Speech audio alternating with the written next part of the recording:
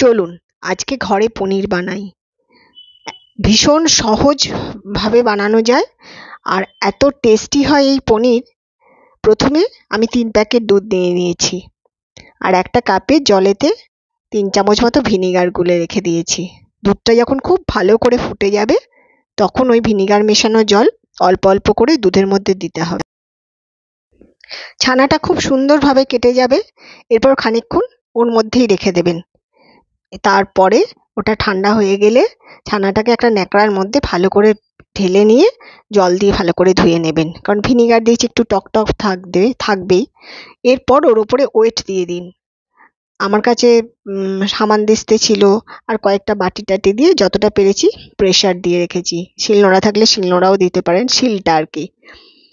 এবার ঘন্টাখানেক বাদে যখন পনিরটা বার করলাম, বের হলো, নিয়ে এলাম, এত সুন্দর হয়েছিল পনিরটা। আর সত্যি কথা বলতে দোকানে তো এরকম ফ্রেশ জিনিস পাওয়া যায় না, ঘরে করার জিনিসটারই আলাদা সুন্দর হয়, ভালো হয়।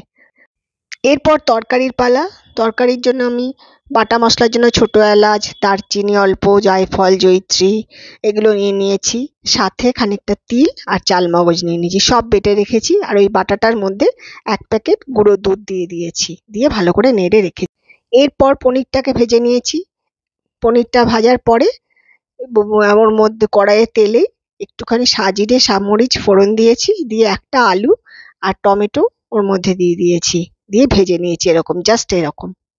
এরপর কষা হয়ে গেলে ওই বাটা মশলাটা ওর মধ্যে ঢেলে দিয়েছি, দিয়ে খুব ভালো করে কষিয়ে নিয়েছি। স্বাদ মতো নুন মিষ্টি দিয়েছি, পনিরের তরকারিতে একটু মিষ্টি বেশি দিলে ভালো লাগে খেতে।